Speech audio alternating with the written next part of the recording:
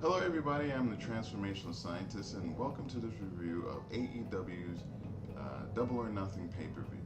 Now this was the fifth one that they've had, and you might not have noticed that because they were very quiet on this, but if you think about it, running a successful pay-per-view 5 years in a row for a new company, that's pretty impressive.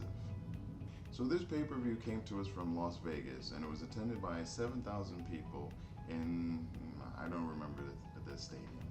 But there's a pretty large stadium, and 7,000 people is about half of its capacity, maybe a little less.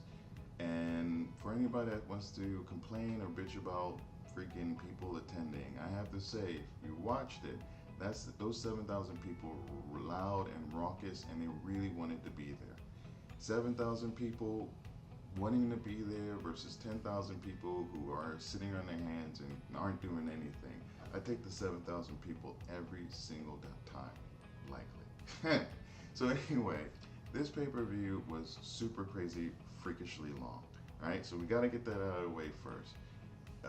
Feels like Tony Khan, AEW, they really want to give people this money's worth for $50 pay-per-view, but you know, truthfully, I have to imagine there's a little bit better of a way that they can do this. But that's a topic for another day. First, before we begin, please make sure you like and subscribe and you ring that bell because it helps me out. As you can see, this is my first video. I'm new to this space, but I'm going to work really hard to give you quality material of a slightly, hopefully a different nature. I'm more of an analyst than a play-by-play person, and I don't know, I'm a person of color with a unique story, and I feel like I have a particular point of view when it comes to these things, and I hope you enjoy watching and listening. So first up, we had the AEW Double or Nothing buy-in. This was hosted by Renee Paquette, RJ City, and Jeff Jarrett. Not really much to be say. They just do some chatting, talking about the different matches, kind of what we're going to be doing, although we're doing it after the fact, so not really the same. And they run packages. If you've seen them, if you've seen one, you've seen them all. Oh, but I should mention, there was one weird thing that they had last night. They had someone come out and talk about the actual structure of the cage. I forget what the fellow said, although he looked interesting. I could imagine him as an independent wrestler himself. He mentioned that it was 3,000 pounds, and apart from that, I don't think I really paid attention. The first person we saw was Thunder Rosa, and I have to say, I absolutely loved her blue Elvis-inspired shirt outfit. I personally feel in these pay-per-views, it's really nice to see wrestlers kind of up their games when it comes to their outfits. Next, we had the wonderful Diana Piazzo, the virtuoso, who came out in this green, somewhat Cruella, evil stepmother, fairy type outfit. It was just lovely. I have to say I appreciate her overall frame, and I think that she does a wonderful job of accentuating herself with these amazing outfits. She's always styling. You may agree or disagree with what her wardrobe choice is, but she's always trying, and I appreciate that, especially as someone who doesn't have a lot of style myself. Now, as I mentioned, I'm more of an analyst than I am a play-by-play person. All right. Then remember, this is my first time, so I'm still trying to get a system, but thank you for playing along with me. I'm not sure if I should say playing along with me, but that's okay. So this match was a pretty hard-hitting affair. Thunder Rosa, I don't know what you would really call her style. She seems like an all-rounder to me. Not really a high flyer, not really a ground and pound. She's just someone who does a lot of different things in her spaces. She's a long-time wrestler who was a world's champion previously. She never lost the belt herself, and if you ever watch one of her matches, she's very, very vocal about letting you know that. This story with her and Diana Piazzo kind of splintered off from their interaction with Toni Storm. And it's kind of unique if you think about it, because we don't really get, well, we hadn't really got a lot of that maybe a year, and even several months ago, right? Before Mercedes Moné came around, it was often a discrete story, but you didn't have a lot of interconnecting things or stories breaking off from another. Now, Deonna Purrazzo, she's a bit more of a submissions person, more of a technical wrestler. And I feel like in the space of, especially with the current styles that are out there today, technical wrestlers kind of go underappreciated. You know, they're thought of as boring, or, you know, the style isn't as flashy as others. But, you know, if you pay attention and they tell stories in the ring, technical wrestlers are strong or even stronger than, you know, your all-rounders. It all depends on really a person's skill and ability. And Deonna Purrazzo, now I don't know her from outside of AEW. I'm a fairly casual fan, but I do know that she has had success in other promotions. It was a pretty big deal when she came, and I do remember her wearing the Ring of Honor belt and thinking, goodness, she's an impressive person. So this match here was, you know, a meshing of those styles. It was a bit more, you know, vicious than you would think of a strict technical match. But something about these two, when they wrestle, you get the feeling that they hate each other. Whether it's real or not, I don't know. But in that ring, they go at it at one another. I believe that Thunder Rosa really wants to show out. She never lost the belt, and I gotta imagine that that would put a little bit of a chip on her shoulder. You know, I didn't lose the belt. I had to go out injured. You allowed CM Punk to come back as this, you know, the real world champion. And, you know, you gotta feel, you're probably gonna feel a sort of way if they treat, you know, the male wrestlers one way, but they treat the female wrestlers a different way. And from my understanding, there has been a little bit of a knock on Deonna, where people have been saying she's kind of not interesting or not really taken to, like, the styles of some of the other wrestlers, or maybe it's that they haven't really allowed her to showcase herself. And for this match, would I watch it again? Yes, I would. This would absolutely be something that I would watch a second time. Oh, I forgot to mention, the last match went approximately 10 minutes, and the next match we're going to see went about 12 minutes. Between these matches, we had a backstage segment with Lexi Nair and the Acclaimed. Now, the Acclaimed has fallen off quite a bit, personally. I still enjoy their shtick. I enjoy seeing them in the ring, but when you can think about what they can do or have done as a tag team, it's quite different than where they are now. I personally feel like they weren't appreciated or respected as tag team champions. I think that unfortunately they became known for their gimmick. Whether this is due to the booking or the people who are making these decisions, like seeing them as just a gimmick act and not really appreciating what they have, I don't know. But I think it's telling that when they were fighting Swerve and Our Glory, and everybody like was just freaking going crazy for that match, and there was this feeling like, give them the belt. It wasn't done then. At the discussion that they have after the pay-per-view, like they were asking Tony Khan, like, do you think they'll get a chance? Do you think they'll get a chance? And he said yes. He immediately kind of set a direction, and it became like a foregone conclusion. They deserve the belts, but it was one of those moments, and I do feel AEW does do this. They kind of miss like these little peaks, these little moments in time where it's like, oh, you gotta do this. I feel like they missed the mark with Swerve, Acclaim, a few other people, and you know, maybe we'll even speak about a few of those tonight.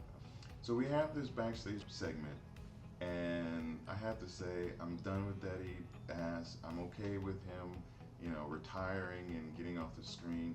One-on-one, I don't feel like he's been the strongest wrestler. The last match that he had with Jay White was just brutal, considering like how he just made Jay White seem like nothing.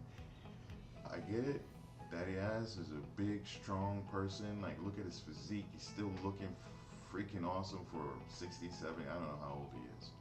And he does well within the, you know, three-man tag structure. But it's also frustrating because he just comes in, he just beats people up, and, you know, he's kind of like a miniature boss. within these moments where it's like all of these wrestlers are working together and he's sometimes slightly elevated above them. My impression. We had Bowens, who I absolutely love. He's somebody who could probably just be on his own. In fact, when I watch these matches, Bowens is the person I go for. He is so energetic, kinetic. He also has a wonderful look, wonderful physique. You know, it's wonderful that he's part of the LGBTQI community, and he's just a marvelous person.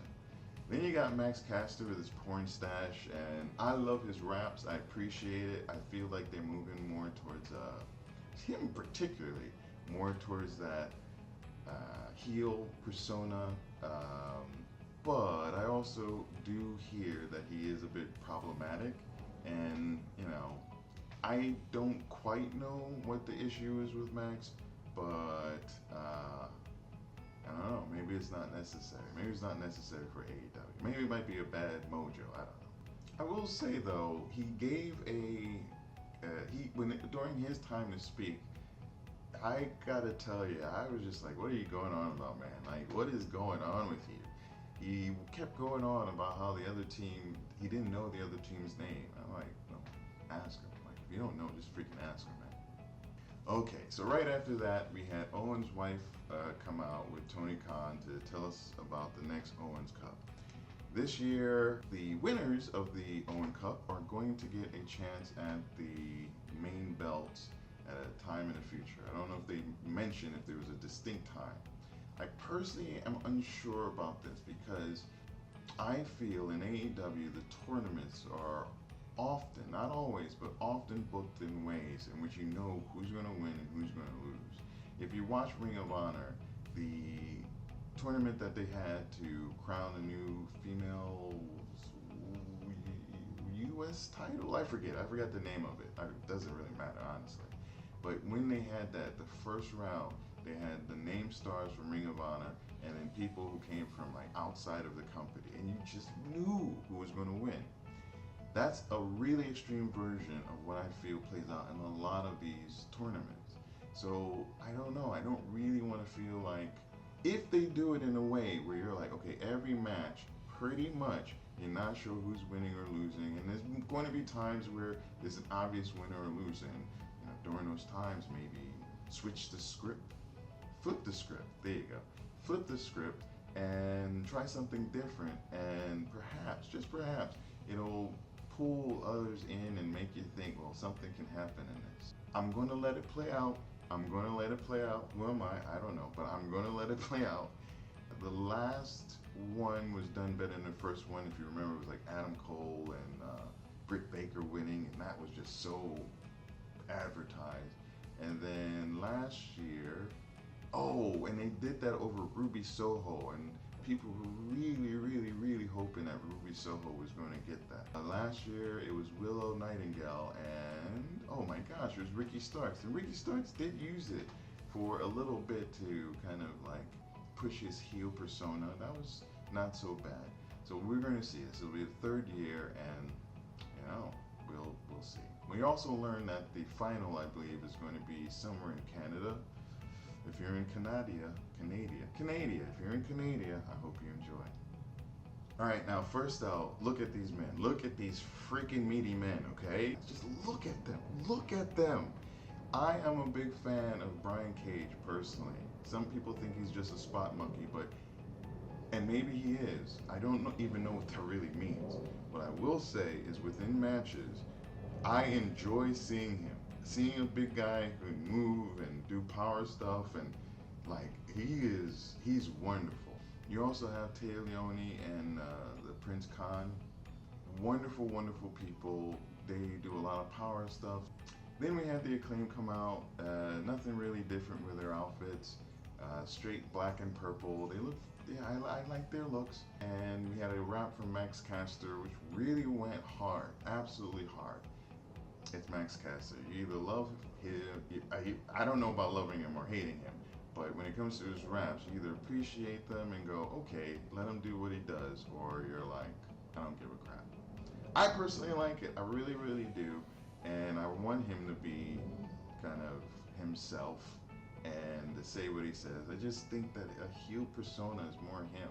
So if anything, maybe one day you're going to split this team up and have them go separate ways, because you don't need every team being from the same half. Yeah, and I know, Daddy Ass is not brown, but I don't know. Sometimes when he's in there, I think he wants to be. You know what? Honestly, I don't really remember this match. This was one that I kind of tuned out on. I'll probably watch it again just to be a completist. But do you need to watch it again? I don't know. I haven't seen it. But I would say this was a long pay-per-view, and as much as I love a lot of the people in this match, I don't know. Your time is best spent elsewhere. That's what I'll say. Now, first up with a match that ran 18 minutes, we had Roddy Strong and Omega. No, not Omega, Ospreay. This was a pretty impressive match. I correctly guessed this, that they were going to open with this match. I figured, this is going to be a high-paced, very fast, very intense match between two supreme athletes. And what do you want if you're going to get people into a pay-per-view? You do something like this. It was a hard-hitting affair. If you know Roderick Strong, he has a long history, and he's just a perpetual go machine. He just goes. And Ospreay, I feel like it's actually a little bit slower than that, but they keep at a similar pace, and they move up, move down when they're working together. And as predicted, I felt like this was a really, really strong match. Now, when it comes to the team that's around Roderick Strong, I can't even think of their name. And we were kind of giving them a bunch of grief, considering it seems like they're probably going to be dissolved. I don't know if there's too much to say about this other than I'm sad that Roderick had to lose here. I feel like that there was more of an opportunity, but I do understand. Ospreay's your golden boy. He's coming in. He's got all this money, all this like cachet.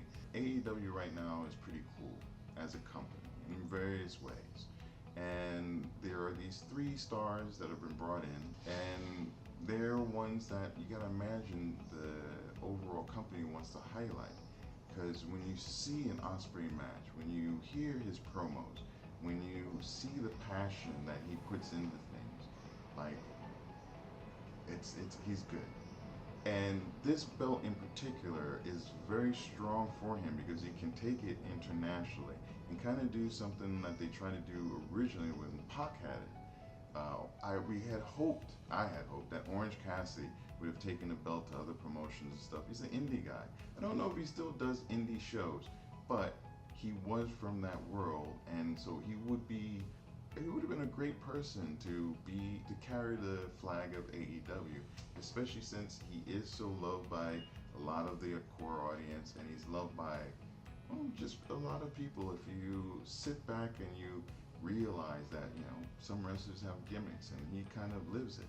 So bless him. In fact, I don't think I've ever seen him in an interview where he wasn't playing him as Orange Cassidy, if that makes any sense. I will say though that I do wish Ospreay had lost here. I personally think it was a missed opportunity. I feel like there needs to be a chink in his armor at some point. He can't just win. Because if you just win, well, where's the story in that? It's like I tell my students, if one student is always getting 100, and another one gets 70, then 80, and then 90, which one of those students is actually learning? Like, most likely is a student that is growing, but you need to have those missteps in order to look at and to think about what happened so that you can improve and become better. But that's just my critique. And I'm still wondering, when is him and Don Callis going to be over? That story doesn't make sense anymore. And I really thought this was the opportunity to break them up, let him go on his own, give him something to overcome, and I don't know. But I'm happy that Ospreay has a lower title at the moment. A lower title. With him having that belt, it's elevated. He's a person, I feel, that the champion elevates the belt versus the belt elevating the champion. Alright, so after we have the match, we have Adam Cole come back. And I was pretty excited about this, to see Mr. Bebe himself. Now, he got back, he's been walking, he got into the ring, but I have to imagine he's still injured. To me, he was moving a bit gingerly, especially when he got onto the ring itself. But this was all to set up a story and hopefully to end the story. So we get this vignette, this backstage thing. You know, we go through the background, we go into this room, it's got MJF stuff all around. Then you get a point of view picture of like Adam Cole, and then slowly into the shot you get MJF. And if one of the most underappreciated stories, I think, was the story of MJF learning how to become a face.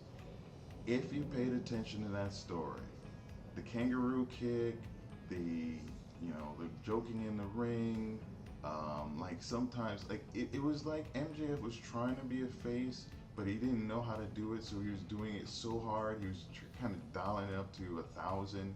Like he didn't just have like a team patch; he would have every team patch from the area when he would come out. I used to die, like the way he would sell to the crowd or like trying to get them going and whatnot. It was so over the top. It was like taking, like probably like the learning tree and doing that gimmick in a correct way. So we had MJF come out. It's MJF. He's looking pretty good in his jean jacket black. But he came out, he's got a tattoo. He tells everybody it's AEW for life, in case you didn't know it. I wouldn't have done the tattoo myself, but I realized there's a place where you're not really gonna notice it. And I mean, the future is branding, isn't it? MJF knows what he's doing. So, don't freak out. Don't freak out. At least it's not a tattoo on the neck, if you know what I'm saying. So we get a promo from MJF, and I have to say, I also think that this could have been left off of the pay-per-view. I really think so. I think you could have done this, even though I know that this is all connected, and maybe they're going to start with something on Dynamite. But if you were going to do that, maybe do a show-long thing. We haven't gotten to Dynamite yet, so I don't know what they're going to do with it. But with the pay-per-view being as long as it was, this wasn't needed. It was good for the people in the crowd. It was good for me to see it. But I don't know. I just don't think that it was the time best served. So you had MJF come out. He told a bit about what he wanted to say. He kicked Adam Cole in the nuts. I'm thinking that story is just over, and we can just put that behind us. And now MJF is going back to the heel that he says he's always been, and I'm all for that. Oh yeah, I should mention that this match went 18 minutes. And would I watch it again? Yeah, I would. I really like Roderick and Ospreay. I'm a sucker for them. I would definitely watch them again. Now next at 18 minutes, we have a match between the Bang Bang Gang and Death Triangle. Now the Death Triangle here, we're looking very nice in his black and yellow outfits. The Bang Bang Gang, they're not as much coordination. Nothing really special about their entrances or anything. This is a match I'm not sure if I would have left it on the pay-per-view. It's not absolutely necessary.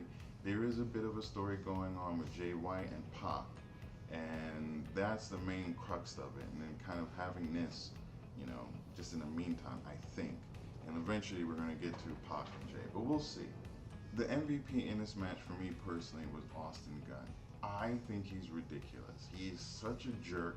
He plays it so well. His selling is a bit over the top, not super over the top, but it's comedic. And like there was one moment in this match, I forgot what the move was, but he got hit with it and he bounced to one side of the ring, and then he fell to the hard cam side, and he like fell out of the ring. And I was dying laughing, like this freaking moron. I would watch this match again just for him, honestly, because he's just so ridiculous. They got to put a highlight reel for him together at some point. Now, this match ultimately was just put together so that we could have a wonderful surprise at the end. Oh, before we get to the surprise, the second MVP of this match was Jay White's chops. By the end of this match, Pac's chest was so bloody, it's like he busted some capillaries in his chest. Disgusting. Brilliantly disgusting. So we have that. Alright, you can see the smile on my face. Just seeing this man makes me freaking happy. we got the return of Juice Robinson. And what killed me, is at the very end, he like pulls Jay White up by the belt. And he like wraps him over his body. Now Jay White's still selling it. He just went through this brutal match, right? And Jay is grinding and like ragdolling him.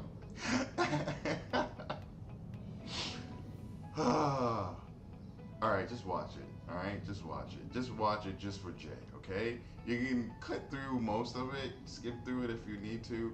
Just watch Juice. Just watch it for Juice, Jay and Juice. Man, they got to do skits with just the two of them because Juice Robinson is freaking hilarious. So thank you for getting him back. This was pay-per-view worthy, and I feel like the match itself was fine for being here. Whereas I just kind of poo-pooed on MJF, making me a bit of a hypocrite. This return was great. Like, you don't need it for the ratings, but like, I mean, thank you. Thank you for giving me this cherry on top of my wonderful Sunday. Actually, that's a pretty good, if you think about it, statement considering the pay-per-view was on Sunday. Okay, so next up we have Tony Timeless Tony Storm. There we go. Timeless Tony Storm. We have Timeless Tony Storm and Serena Deeb, the Professor. Now, this match, I feel, has had a very wonky build. There hasn't been a clear alliance of face, heel, right?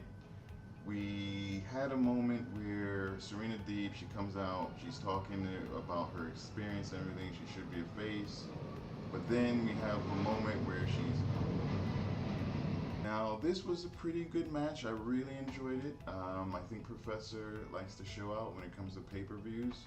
I wish this was given more of an earlier spot because I feel like after everyone came up for MJF, everyone came up for Mr. Jay White Bang Bang, there was a bit of a drop in energy, only to be expected, especially with how matches are women's matches are underappreciated. Like we're trained not to care for them. We're given very little reason, not as much recently, but previously it's like the ways that they would program the women's matches was like training us to say, yeah, these don't matter, go away, like don't watch this.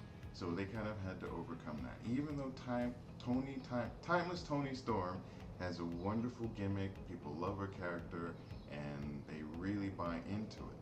Now I feel also that this particular build kind of suffered, this match suffered because the alliances between the two have been so wonky. What is Serena Deeb? Face or heel?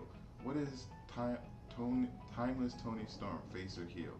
There were moments when Tony was a face, when she saved Mariah May. Oh my gosh, like Serena Deeb was such a heel in that match. Like she was beating the crap out of Mariah May, and Tony had to save her. That was one of the first times we actually saw Tony. We're like, oh my gosh! And people, I remember the discourse.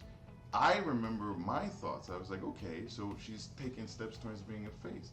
And then the next thing, Serena Deeb comes out. She's telling her story. She just went from heel. Now she's telling the story about how she was hurt and injured. And then like Tony Storm comes out and she gets in her face and like basically says, "Screw you and your story. You ain't shit." And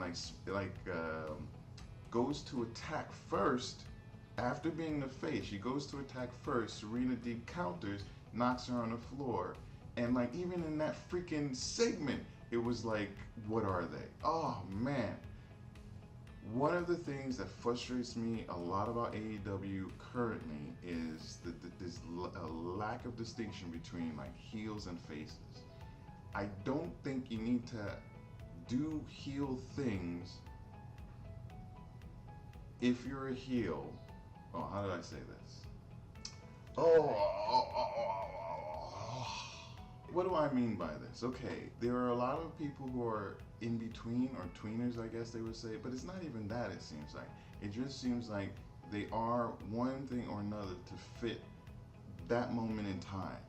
And if you watch the movie, let's say you're watching a movie, and you're watching a movie and you're like, I understand this character. The character is this particular thing.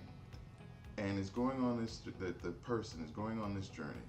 And in the middle of it, they just start doing things that go against their character now. So you have someone who never steals. They never steal in their life. And then one day they're in an opportunity where they get to a chance to steal and they just do it. And you're like, what the freak? Why? There's no real motivation for it. But then, like, let's say after that, they go right back. They have another opportunity where they can or something. But they go back to that mindset of, like, that's not who I am. Like, you're not going to root for that character. You're not going to dig into that character, feel that character, if you feel like they're acting against what their character is, what their motivations are. And it really, really, really, really, really bugs me. That's one of the, I think, my chief complaints about AEW is having individuals who you're not sure if they're on one side or the other. And it switches back and forth. I feel like BCC, Bryan Danielson, is someone who absolutely does this. It's this match in particular, I feel suffered because of that. Now, where they did figure out where Serena was the heel in this match, like I noticed it took them a bit for her to get booed. And at times it looked like she was like, wait, what? You're booing me? And it was like, yeah, you know, this is what they should be doing. Like, there should be a crowd that just either wants you to get your face stomped in because you're a jerk, or, you know, be really upset because you proved yourself and you've overcome. Feelings are part of this experience, as I've learned. I get really, really involved in it. And I want to be able to match my feelings with what I'm seeing. But, well, I'm sure I'm going to talk about this again in the future. So after a pretty hard-hitting match, and towards the end, we had a moment where Mariah May wanted to throw in the towel for Timeless Toni Storm, but Luther tried to stop her. And we saw Toni Storm see Luther with a towel, get upset, go back to the match. Wonderful little wrinkle. Wonderful little wrinkle. Don't know where it's going, but a wonderful little wrinkle to bring into the story. Storm wins using some really good power moves at the end, and she she showed you how important it was to get Serena deep down. She did a few of her, she did of the second top rope, I forget, but she did a a storm driver? I forget the name of her finishing move, but it was brutal. And she didn't just rest on her laurels there. This match had kind of this feeling where Serena Deeb was kind of taking it to Toni Storm. I feel like it might have been a little bit long. Like, I think you could have been more economical with this match. But ultimately, the story was told. Serena Deeb had her number, and Toni had to really, really fight. And without Deeb putting in such a showcase, you don't get that moment where Mariah May wants to throw in a towel and it kind of makes sense, right? And then you have the whole thing like that, and like she's like, no, look at me, I did it, why did you doubt me anyway? I think this was the only match that had confetti in it. Interesting choice. I'm gonna check a little bit later, but it's the only match that I can remember having confetti in it. We love Toni. Alright, now I said that the last match might have been a little bit long at 15 minutes. This match didn't even need to be on a pay-per-view at 14 minutes. And we're entering what I feel was the lull of the pay-per-view.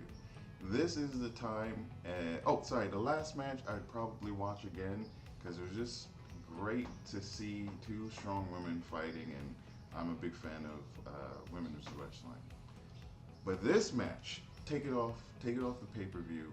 Take it off the pay-per-view. In fact, I'm not going to spend a lot of time talking about it. They gave them almost as much time as the match before.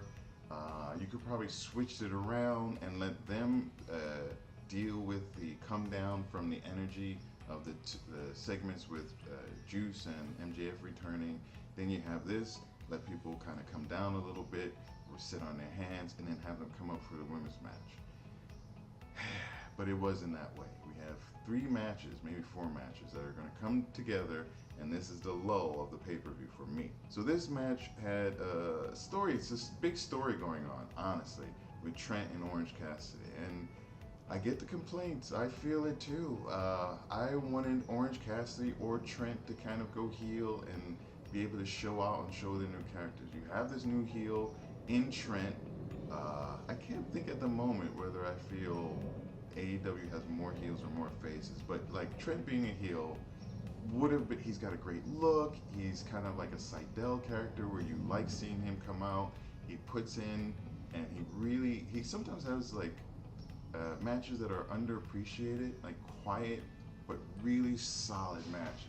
Really solid. Now I'm a fan of Orange Cassidy personally, but I have to say this series has not worked out for me. The fact that Orange Cassidy wins, I don't see where the story is going to go. I don't see how this helps Trent. I don't see how this helps Orange Cassidy. Like, Orange Cassidy is not in any program right now, and if something happens with Don Callis, who has been kind of hovering around with his story, I don't know. I honestly thought at least Don Callis would come into play here, and maybe we have a reason for Trent to join him or Orange to join him. But instead, we had Don Callis on the commentary, and Don Callis has interfered on Orange Cassidy's behalf. I forget, but he was there, and nothing happened. So I'm not going to talk about this. All right, this was 14 minutes. I'm not watching this again. All right, another match we're not going to spend too much time on was the FTW match with the Learning Tree, Jericho, Shibata, and Hook. It's been ongoing. If you watched it, you watched it. If you don't, you don't. I'm done. I'm fine. I'm okay. Jericho, you don't need to be on my television. You're not helping out right now. Hook, please go somewhere. I've noticed that Hook only has matches in AEW. And if you look at him and another young star in Nick, what's his name? Nick with Christian Cage. I forget right now. But if you look at their cage match, Nick has been having matches of like, let's say 60 matches within the last 3 years. Some in AEW, but most of them have been on, independent scene, outside. Like he's getting he's getting his ring time in. Hook, on the other hand, has a third of those matches, around 20, and they're all in AEW. So squashes very early on, more extended matches, but like, what is he doing? He's not getting the time in. You can't look at two wrestlers, young wrestlers, and go, you've got 60 and you've got 20. Like, who are you picking to say, like, I don't know. I don't even know what point I'm trying to make. I'm just looking at my hands. But what I'm trying to say is, I see one person working where the other person, I remember in like 7th grade, 8th grade, I had a teacher come to me and talk to me and say, Jamar, you can't get by on your, charm alone. And fortunately, I have been for more than 40 years. But yeah, I imagine that at some point, my charm is going to run out and I'll have to back it up with other things. The point of that is just, he has this charm, and it's kind of, he had a magic, and it's kind of going away now. He's kind of being normalized. And at this stage in his career, like, he can't really rest on just being like a charismatic wrestler. He needs more, especially since he's a smaller wrestler. His wrestling style is like suplexes and stuff. It's nice, but it's kind of samey, and you don't get the feeling that he's actually growing. And look at this. I'm spending more time talking about Hook than the match itself, because honestly, F this match, F this division. I don't want a hardcore division in AEW. It's not necessary. You don't need a garbage belt. But to me, it's a lot like the hardcore belt from back in the day when they had it 24 hours and Crash Holly fighting over it. Okay. I personally think that the reason why the belt is that Jericho can have these like garbage matches and hardcore matches and use these to get over it, because as soon as this happened, I was like, oh, are we going to see a table? We're going to see a table. Sure enough, we saw a table. Only 2. I was guessing 3, but we saw a table. All right, anyway, there's a 13 minutes that I can't get back, and it ended with something that really pissed me off. Before I tell you what pissed me off, I do want to give props to Big Bill. He was the best part of this match. He is a taunting king. And it was very weird because it felt like with his character, when he came in and he did the heavy stuff, it wasn't what the learning tree stuff is all about. Very strange. But anyway, Big Bill is the only reason I would go back and take a look at this. And for these few matches, just know I'm not watching these again. Okay, so during the match, the Shibata was put into that's it. Shibata had a submission hold on Jericho. Hook had another one on the other side. So Jericho doesn't want to tap out. This is a play on how Hook and Shibata got into this match. Okay, so the person who they had used as a throwaway stump for that match comes back today under mask, as you can see a little bit here, and it's Brian Keith. It's Brian Keith. I don't know. I don't know what they're gonna do with it, but I'm just saying right now, the way that they have treated this man has gotten me heated. I'm hopeful that something comes out of this. I don't expect much to come out of this. I'm done with the learning tree. I'm okay with him not being on my TV. It could be Big Bill and Brian Keith. That would be interesting, something different. But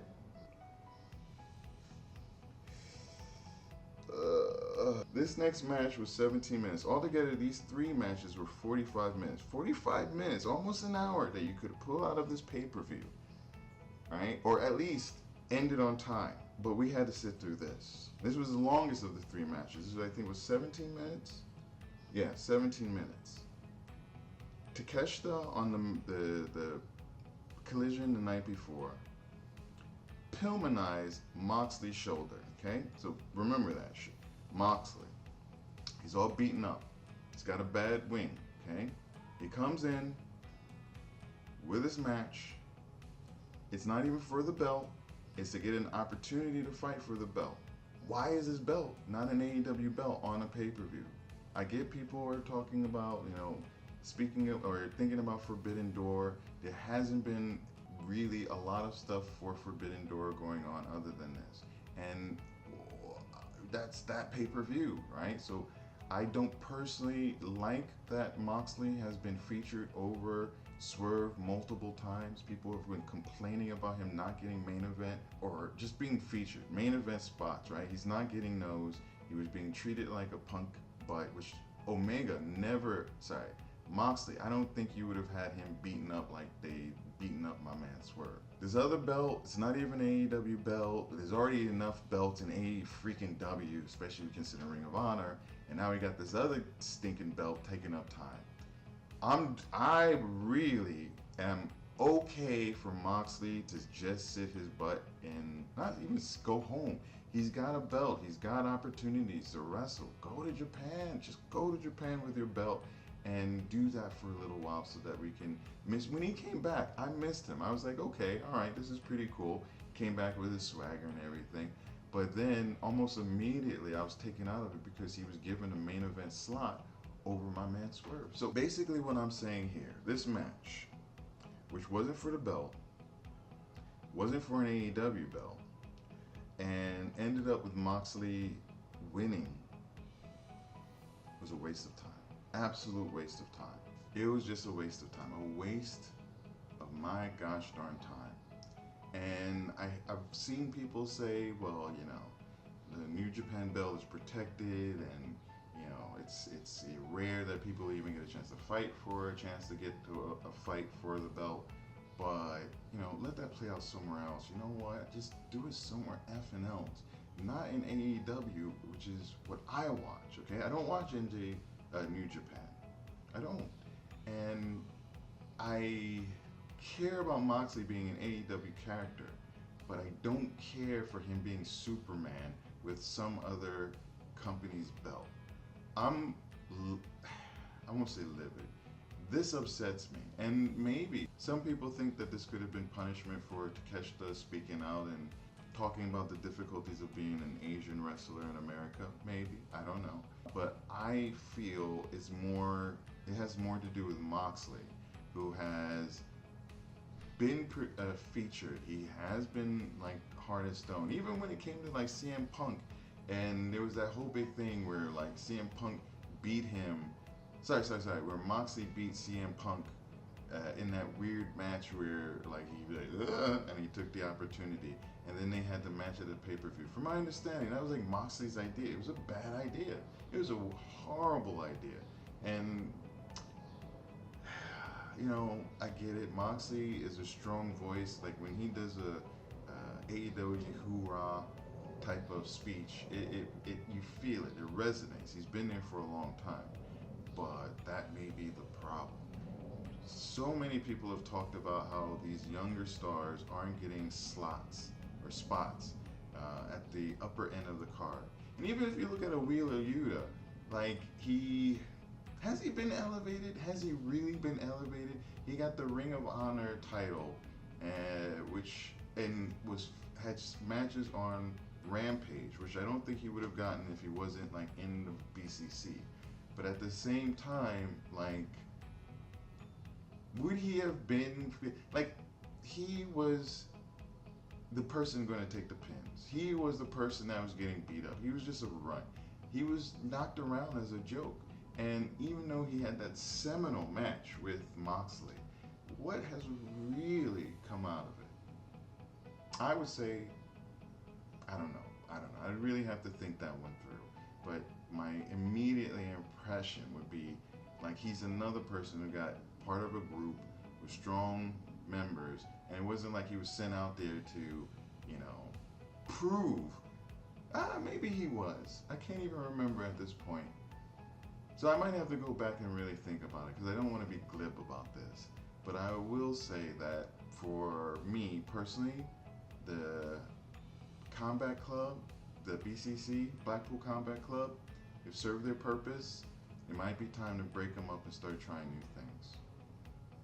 Alright, so we went from that 45-minute dead spot to picking it up again. And I think this match went around, it was about 20 minutes.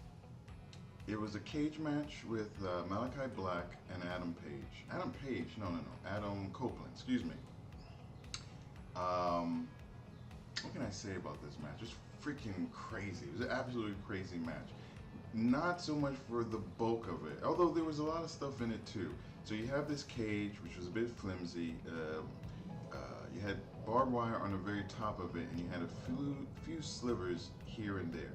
You had weapons within the match, and this was a cage which was very close to the sides of the ring, sides of the ring. So there's no real room on the outsides to really move around. The match was really contained within the ring itself. It went for 20 minutes. It was a long match. Probably could have been a little less, but what we got at the end is what made it magical. So you have the match. They go through different things. I forget how they get outside of the door, but at some point, maybe it was a spear or I can't even remember, but at some point we get outside of the cage and you have the rest of the House of Black members come out. Great moment. You have Malachi on one side, you have Adam on the other, and they're facing each other. The House of Black comes out, and at first they're with Malachi, but then they walk over to Adam, and for a moment, I swear, I thought it was going to be a new stable. Then they turned on Adam, and it was just so well done. I was like, okay, you got me. Beat up on Adam, get him back in the ring, and I'm thinking they're going to the end about this spot at this time. Earlier in the match, Malachi had taken a piece off of the cage that had barbed wire in it. He didn't really do anything with it, but he went to stab Adam on the mat, and instead of getting him, he kind of poked it through, right? And it was really cool. Like, you don't really notice it. It doesn't seem like anything. It's just like, oh shit, someone. You don't really notice it. It's more like, oh wow, someone just like put something through the mat. That's it, right? So then we go much later on. It feels like at this stage, House of Black was in command. They were going for Adam. They were going to take his butt out, and then the crowd starts freaking out. I'm guessing that the video was high enough so that we didn't see what was going on with the floor. Plus, it had darkened. No, I'm not sure if it darkened yet. They were going to attack Adam, and there was just a lot of noise going on. Like, the crowd was like, what's going on? And you see Malachi looking around like, what's going on? Lights change. I think it was, I can't remember who of the House of Black members was to get it first, but they walk over to a side of the where the puncture was before, and something happens, and he's like freaking out. Then I think, oh, it must have been Buddy Matthews who was second. Buddy Matthews comes over, and we see this head comes out. Holy crap, everybody! It was Mother effing Gangrel, everybody. Woo! I went crazy. The crowd went crazy. We were all freaking out. There's blood in his face, blood in his face. Then Edge. Oh, there's I forget what they call it, the Impaler. Like Gangrel does an Impaler, and one of the House of Black members, the second one. Then Adam gets the upper hand, does his thing. Boom. He boom shakalaka. He wins the match. He wins the match with the help of Gangrel. Huge markout moment. My understanding is Adam wanted to do something like this in WWE, but he was given some pushback. Like, who's going to even know Gangrel, which is kind of interesting, considering like you get that with a WWE audience potentially. Considering, from my understanding, like NXT members like show up sometimes, and people are just like, "Who's that? Who that? Who that? Who that?" Right? And recently, my understanding is like there have been some like AEW references spit out by CM Punk or Cody Rhodes, and people are just like, you know. So I get it. I kind of get it.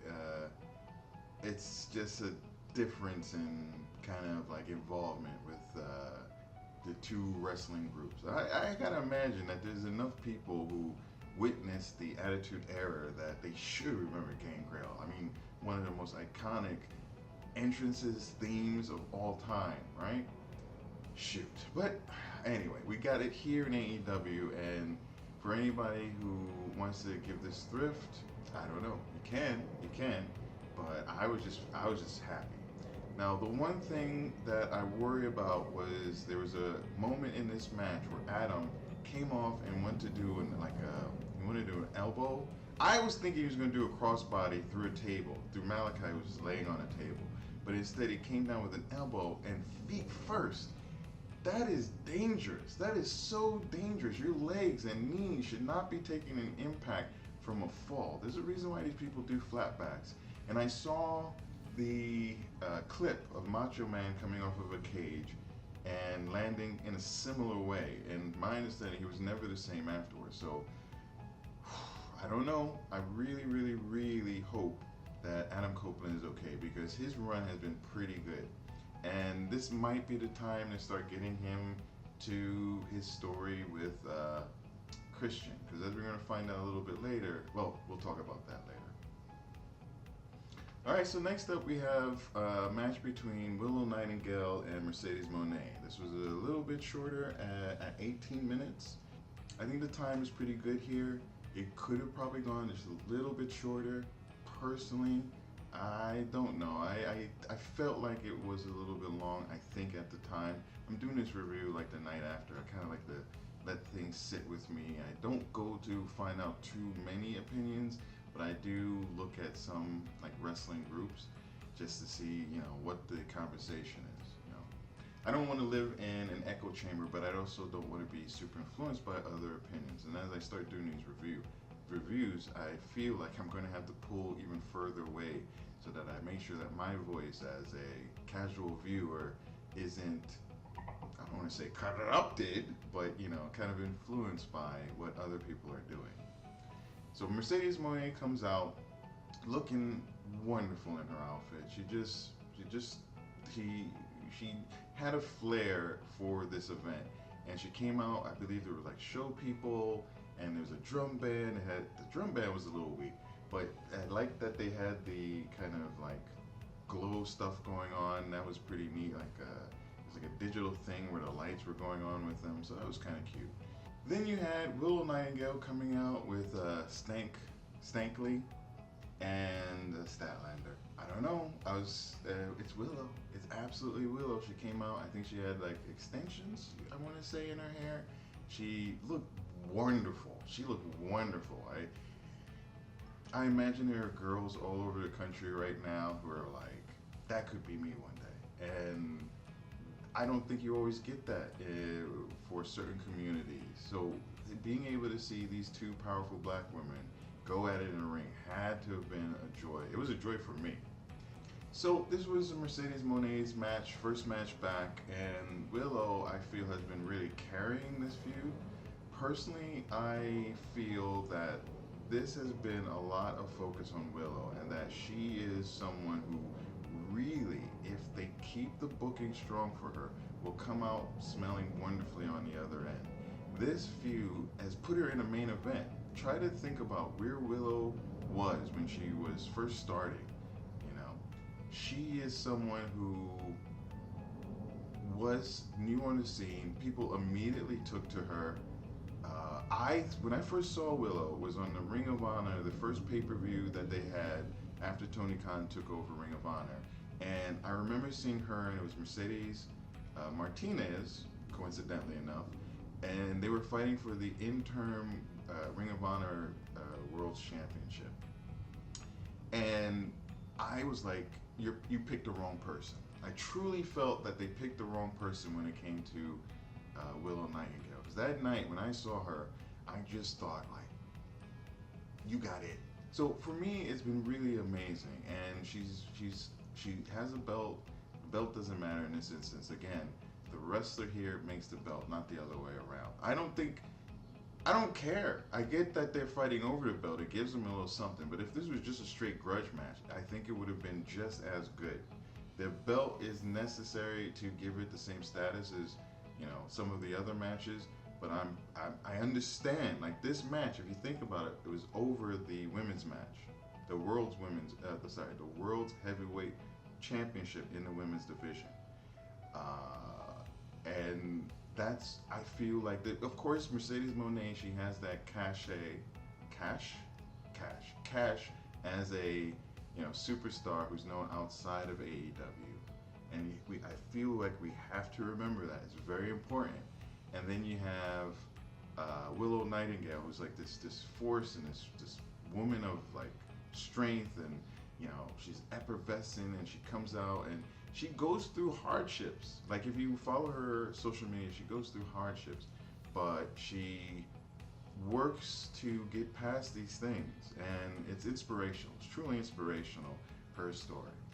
I wouldn't say it's the strongest match that I've ever seen even Willow have. This is the first time I'm seeing Mercedes Moné. I'm willing to give her kind of a pass. I do feel like the match itself was, it wasn't as crisp, as clean as, like, you know, some other matches can be. But, and I don't get the sense of like pure hatred like I got with Thunder Rosa and Diana Purrazzo. But there was a lot of like friction within this match, and you know, they gave them the time to do what they needed to do. The stature of the match was all that was necessary, but I feel like the stature of the match, the impact of the match, the feelings of the match made it more than just the moves within the ring itself. It was okay. It was okay. It was something that I would necessarily tell people to chase out and see, except that this is a seminal match. There's a reason why the women are getting more attention. There's a reason why that we have stories that are interacting and flowing through one another, and stories splitting off and whatnot, and that Willow has got this extended push. Without Mercedes Moné, I don't think you get any of that right now. Anyone who's been paying attention, even a few short months ago, the women's division gets a thrift that has hurt me and makes me feel like I don't know if this is where I want to spend my time. I watch Women of Wrestling, okay? Another promotion. It is not a promotion that has the wrestling of the women in AEW, but it's got characters, it's got people paying attention to stories, plot lines, and like developments and vignettes, and lots of times focused on them, and it's enjoyable. Like, I can imagine if you take that type of presentation with like the in-ring acumen of the women from AEW, like you put that together, ooh, the things that you can have, you know? Sorry everybody, I think I lost the plot. Totally forgot what points I was trying to make. So let's get back to the match. The match itself, okay, but we had some developments come out of it.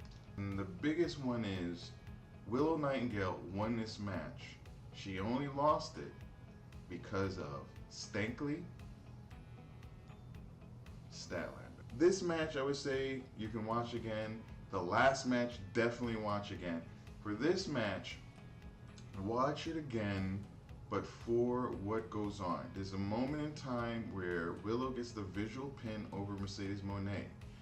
Why doesn't she get the pin? Because the referee was dealing with Statlander and Statlander on the side of the ring, getting their attention. Now, when they do it, it makes it seem like it was accidental, to the point that once Statlander realizes what's going on, she jumps off the apron, she grabs Statlander and is like, "What you doing? Look, she's got the pin," pulls him off, and they go back. Match. Mercedes Moné wins. All right. No one expected anything really differently. People are upset. People are not upset. A lot of the a lot of the things I hear people being upset about is that Willow Nightingale was only had the belt for like a month. She's a short champion. Not thinking to me that this is a belt that has been kind of like, except for Jade, who had an extended run. No one yet has had a really long run with this belt. I don't think this belt is made for that. You might get an extended run again with Mercedes Moné on it, but it's been there. Like, people were happy when Statlander got it because people thought she deserved it, and they waited so long for her to get out of injury for her to come back. Then you had, she had a small run with it, and people were appreciative. Julia Hart, people were appreciative because she had built herself up. She had done it organically on Dark and Elevation.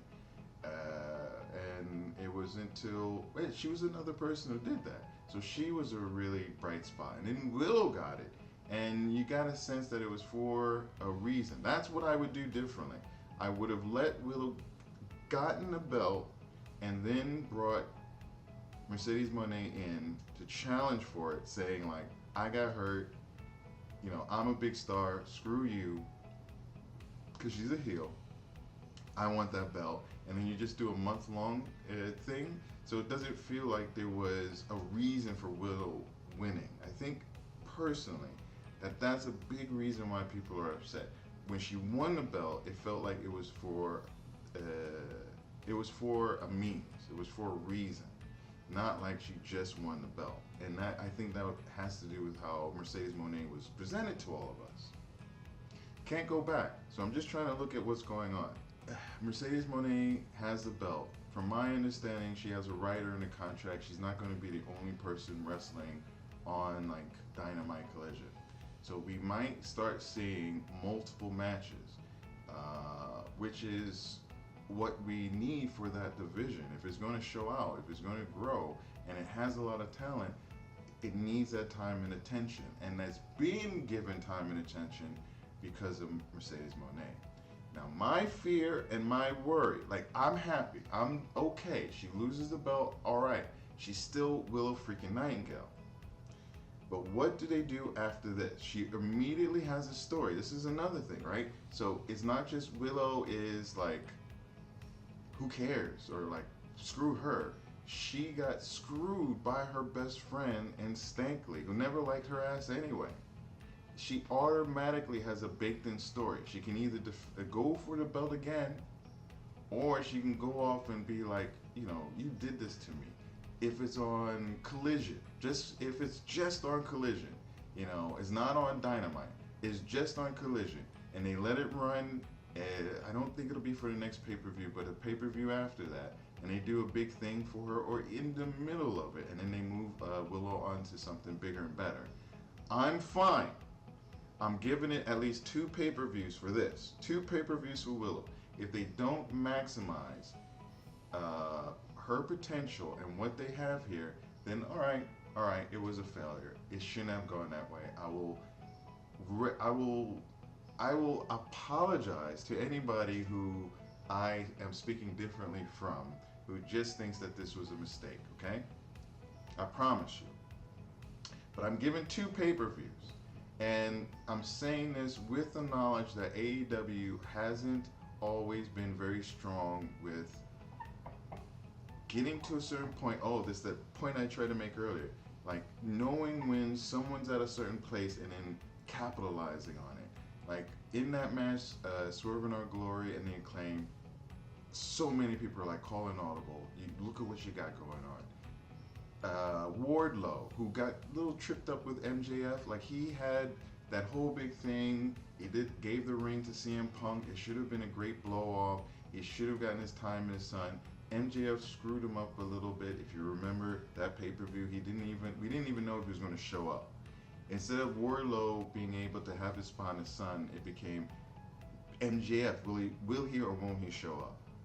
And then the next night after Wardlow beat his butt, MJF showed up like absolutely fine, like nothing had happened, and kind of no-sold it. In a sense of like what I feel about a Moxley right now, that's what MJF kind of did to Wardlow.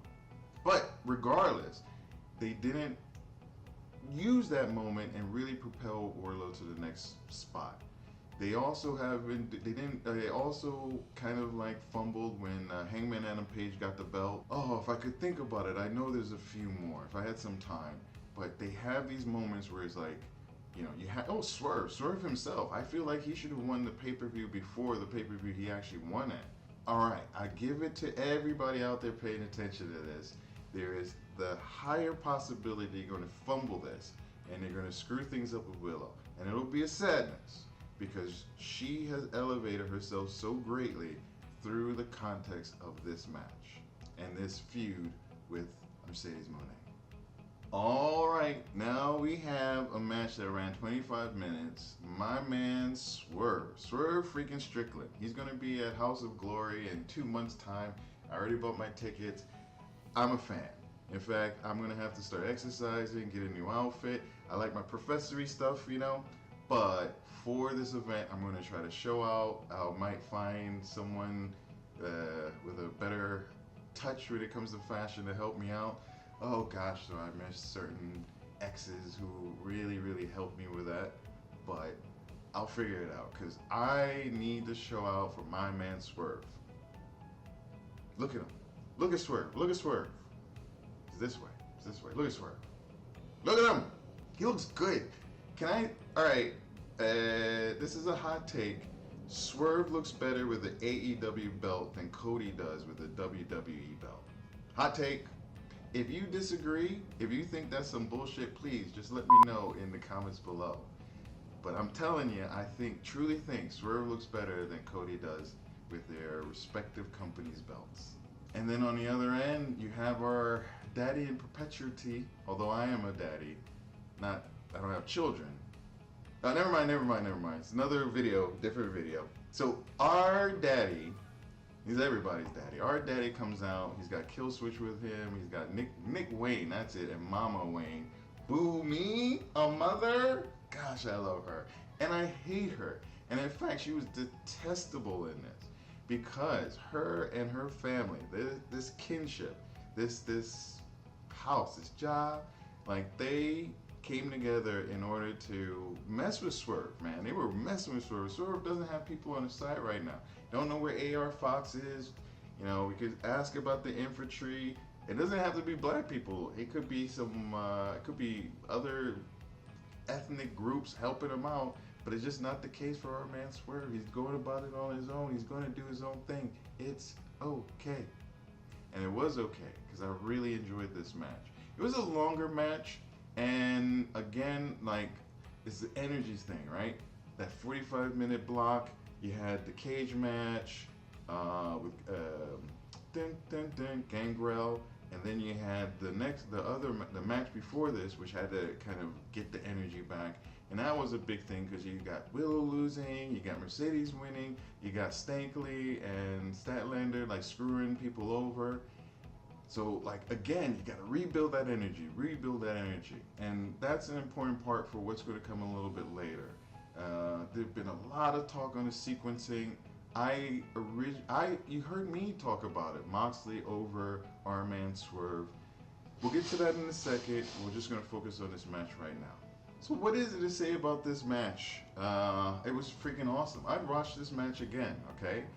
It's just great. Like, Christian is such a great character, and he's such a great chicken poop heel, and he just knows his role. This was done so well, and to the point where, like, you wanted the people outside of the ring. There's so much interference. You wanted the people outside of the ring just gone, right? And there was a wonderful moment where Nana, he gets caught with like the belt or doing something, and it wasn't him. He was trying to help out. He was trying to stop something bad from happening. But because he got caught, he got kicked out. And that's why you see Mama Rain right now just being the, I don't want to say stank hoe that she is, because we already got a stank thing. But Mama Wayne, oh, you could have just smacked her face right now with how happy she was. Thankfully, a little bit later on, the rest of the clan, they get kicked out, and you hope that that's the end of all the interfering. All right, so you got everybody out of the ring. You got, away from the sides of the ring, right? They're all gone. But then Nick Wayne comes out, the little creepy bastard that he is, and he tries to do some stuff. But you got Nana coming back with the metal pole. I feel like we saw the metal pole earlier in the night, but I can't quite remember where, so I'm not gonna be too arsed about it. But he chases Nick Wayne's mom off, but he chases Nick Wayne off into the crowd, and he just runs. He has to pull up his britches, and I started laughing like. So we go back to the ring, and you know, the one thing I will say as a flaw of this match and kind of Swerve's presentation is that kill switch, man. Like the setup, the serve stomp. The setup for it is so long, and I appreciate it. It's a kind of thing where you need to kind of come off the mat as someone is coming down, but the timing of it is probably something you don't want to F around with. So the person just sits there, waits for Swerve. Swerve gets up. It's a beautiful looking move, but it just takes so long.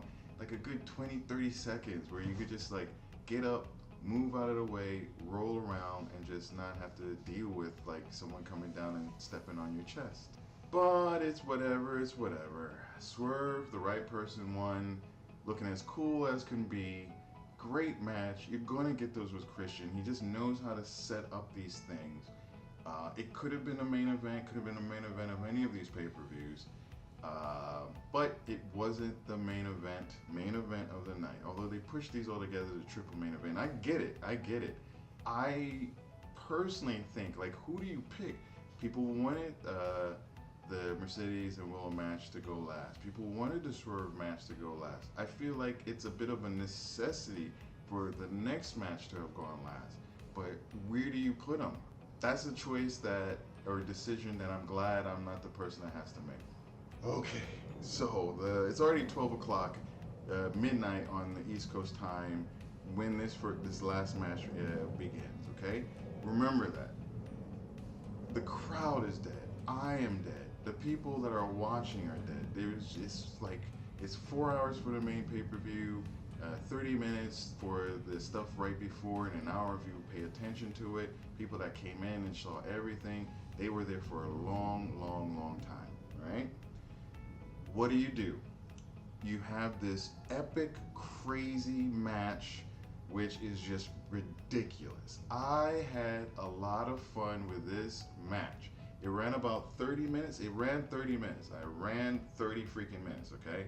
And it was just balls to walls crazy. It was just so much stuff going on.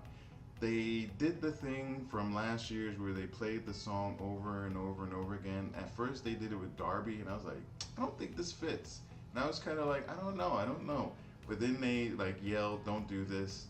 And the Elite came out, and they started playing their theme. They're like, this is a banger. So they played that, and I was like, I don't know. Okay, maybe I get this, but maybe if you only just do the very beginning part. And that's pretty much what happened, because almost immediately, Brian Danielson,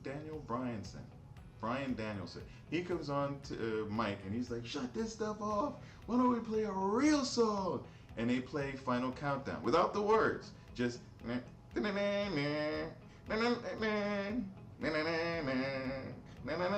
don't know why I have a mic for music, but whatever. It's not a song. Anyway, So they're playing it over and over and over again. And I'm like, okay, I'm with you again. I'm fine with this, right? But then you get Nick Jackson who gets on the mic and he starts yelling about how the cost of it, like 200,000 or something. He's like, shut this off. But like, don't you like the stooge manager person? The Young Bucks have got down perfectly. Now, I've only known the Young Bucks for the past few years. Like they're the reasons why their match with the Lucha Brothers, the reason why I started watching wrestling, I will say at all. Like if I hadn't watched that pay-per-view and if I hadn't seen that match, I would not be here right today. I wouldn't be here today. It might have gotten, something else might have happened, but in my lineage, in my history, the way I was going in life, I wouldn't be here today. Okay? So I don't have a problem with Nick and Matt Jackson. I get that there's a lot of passion about these guys, and they apparently like they fan those flames. If you don't like them, they just go whole hog into that, and I'm here for that all day, every day, because to me they're entertaining as like the ads that they've been having, like the kind of like the politic ads, the sneaker ads that they were doing, the way that they incorporate the sneaker ads into this match itself.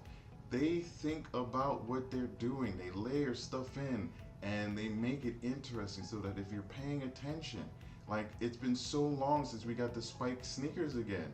But since they have the new sneaker, they had two this time, right? Not just Matt, or is it Nick? No, it's Matt. Not just Matt this time. They both had it. And like, man, the exploding, like they did the exploding sneaker last year. So how do you up your game? They had an exploding chair, which was just like, I was just saying, where did that come from?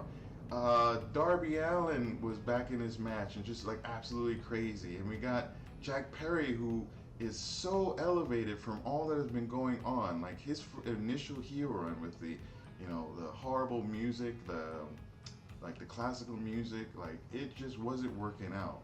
And things happen, and he's come back, and like I'm here for him. I'm here for all of them.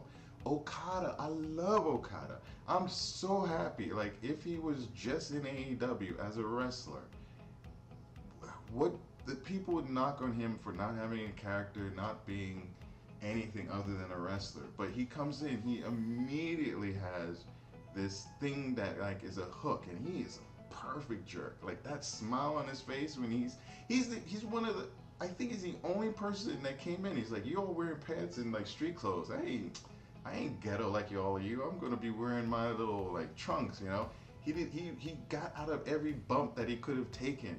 He maximized his time. Like he would come in his spots and just be like a jerk.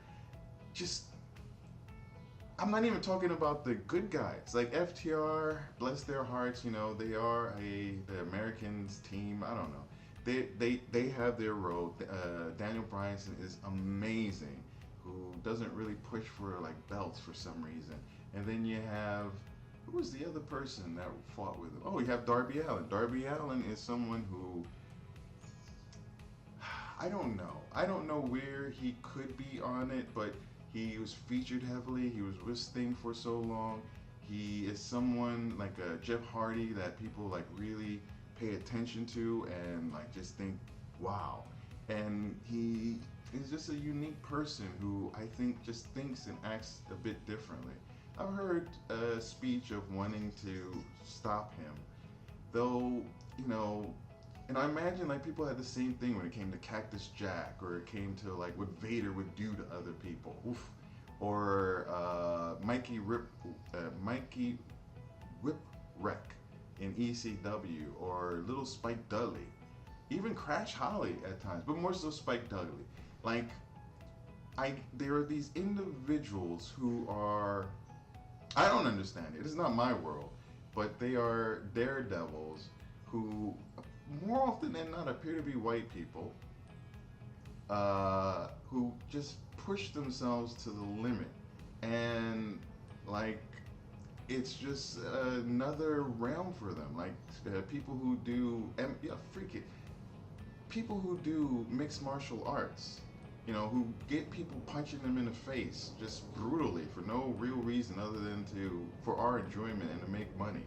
boxers. Like, why do boxers do what they do? I would not live my life letting someone punch me in the face. Not letting someone, but knowing that someone actively trying to punch me in the face, and I have to do all that I can to stop them while I'm punching them in the face. Like, not my world, not my world. And Darby, if he understands what he can do with his body, if the people around, because I imagine he has loved ones who, not necessarily understand it, but at least understand him and respect him for what he wishes to do. I don't know. An interesting conversation, one that is just out there. I don't really have much to add to it other than I appreciate what he does for our enjoyment. And in this match, he got run over, he got like hung up, he got kicked in the face with spike shoes. He also put Jack Perry into a bucket of water, which I thought was interesting. It was a great spot because he was in there for maybe 30-40 seconds, but if you've ever been dunked underwater, a second feels like an eternity. And he was under there for a good bit. I imagine, of course, he knew he was taking it. He had enough time to like get a good breath and go under there. But sorry, like that's stuff that is above my pay grade. I don't even think you could pay me for stuff like that. I'm not sure. All right. So there was just craziness. Like if I was to review this, I couldn't do it. And then at one point they had 4 different screens, so you saw different spots. Interestingly, 2 of the screens show like the same thing from different perspectives. I thought that was silly. What more can you say? There was just so much going on. And then at the very end, okay, close to the end, you have Jack Perry. He gets Tony Khan out of his chair, brings him to the front. Somehow Tony Khan gets like knocked out and he rolls off of the stage. It's hilarious if you see it, but it's for a reason. He had to get to the back or something. You see him like super rolling off of the thing, and then he gets up and he has to run to the back, right? But we don't really pay attention to that. That's only because of a fan cam. If you didn't see that, you don't care. So, I'm sure there are people freaking out right now. There are people who love and hate him. He's a billionaire. I don't care for billionaires. And I have some personal, what I believe to be grievances against Tony Khan. Like, I don't know, but there are things that I think this man thinks and does that I don't particularly agree with, and some of his behaviors and actions. I could go back to the Swole thing. I could go back to that moment in time where he had a chance to kind of speak on something, but he didn't. Or kind of when they were asking him about Jericho, and he could have spoken about his company, but he didn't. And other things where he could have spoken strongly about himself and the flaws of his overall, or dealt with the overall potential flaws of his company, but he doesn't. And I don't personally agree with that. Still, like that whole rolling thing was a kind of a non-starter for me. But what was a starter for me, what was going on that drew my attention during that time. So Jack Perry tosses Tony Khan, then he comes out. Then you have Darby Allin coming back after being hit by a truck, and he's got the flamethrower that we saw the other night. And now people were like, okay, there's going to be a flamethrower, fire. What are they going to do? They set Jack freaking Perry on fire. Great stunt. Like, just, I'm speechless. I have no words. Like, it was just brilliant. And then I had seen that they had the fire extinguishers on the side. You had Nick Jackson, I think, was kind of on it, trying to cover it a little bit. And they were set up for it. If you're paying attention, as I was going, I was like, oh, okay. And then, like, the whole thing happened, and it was like, oh, okay. Look at my face. Look at my face. I was thoroughly sports entertained. Would I watch this match again? Hell yes. I plan on watching this match. I plan on making my not making her, but I plan on watching this match with my great-grandmother, because it's, to explain, we already had 4 hours plus. Everybody and their mama was just out of it. This match, whether you liked it or not, forced you to pay attention. There was a chant for people like, what was it, please save Darby? It's similar to the one they had last pay-per-view where it was like, please be careful. Like, just these chants that come up because collectively, like, people are together and they're like, stuff is going on, we're a part of this. Whew, I can't put it through. You can't describe this. It was chaos. I don't see stuff. The closest I remember is those like Pier 9 brawls where everybody used to come out on like an episode of SmackDown or Raw. I guess I used to watch SmackDown. I don't even remember. But I still remember one where like everybody came in. Like all the undercard people and everything. And they were just punching and stuff like that. And you saw all these different, like, it's that controlled madness because you know that they practice it, they've talked about it, they know what they're going to do. There's a way for them to do all of this stuff and still get to the end, and you don't do that unless you put a lot of time and preparation. That's what I really respect about something like this. As crazy and chaotic as it seemed, it was for purpose, it was for a reason, there were stories within it. You had Okada being like the slick cool guy who was kind of separated from it. You had FTR. There was one Shatter Machine, which was just done so wonderfully. You had like Darby Allin being his daredevil self, and you had like Nick and Jackson being like pricks and doing their bits even in the middle of it, which set up earlier because they had Matt Jackson. Matt Jackson had previously in another match grabbed the mic and started talking about like doing commentary while they were fighting someone, and even like when they picked him up, he's like, oh, sorry, no. He tried to give, I forget who it was that was going to attack him, and he was like, oh, okay, this is real now, like fist bump, like, if you've been paying attention, if you've been a part of the story, like, this was just magic. And my hope is that, you know, with the Team AEW losing, and I don't really get into who won and lost, I guess, but with Team AEW losing, this is a prime opportunity for Swerve to be placed in a spot with like a Stone Cold used to be, where he has to fight against the authority, and like, you know, he's getting to come up and that. We had a little bit of that when he was like, sup turds, and he's like, you know, play my music, and like, I don't give a crap about you all.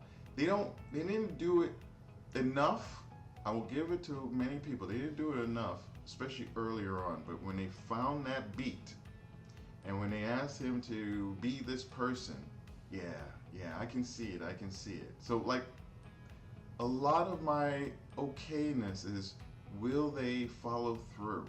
If they don't, I've been feeling recently like maybe I can give up AEW. There have been some choices and things that have happened where I've been very, very unhappy about. In fact, the last Collision, I just, killed me. Just absolutely killed me. It was apparently an okay episode. And another Dynamite, like something happened in the middle of it, just killed my enjoyment. So I don't know. I'm taking a wait and see, because this pay-per-view, it wasn't the best pay-per-view that AEW's ever done, but it was a freaking excellent pay-per-view. If you take out the 45 minutes in the middle, put the women's match on the main card, and you take away, I guess you could leave the acclaim stuff at the very beginning as an open match. I don't know why, but maybe like Swerve. No, what would I have put there? If I were to do it, I would have put the Jericho match as the opening match. It's a garbage match. You know, it had a story.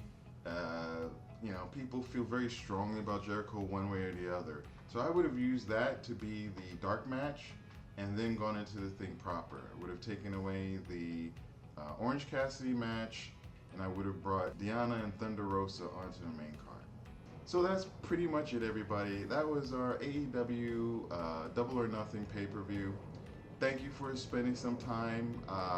Once again, this is my first video. I will probably look at this, get some input. Please let me know what you think. You can write it in the comments below. Please make sure you like and subscribe, because that's the only way to know when another video is going to drop. I hope to get into Ring of Honor content more than anything else.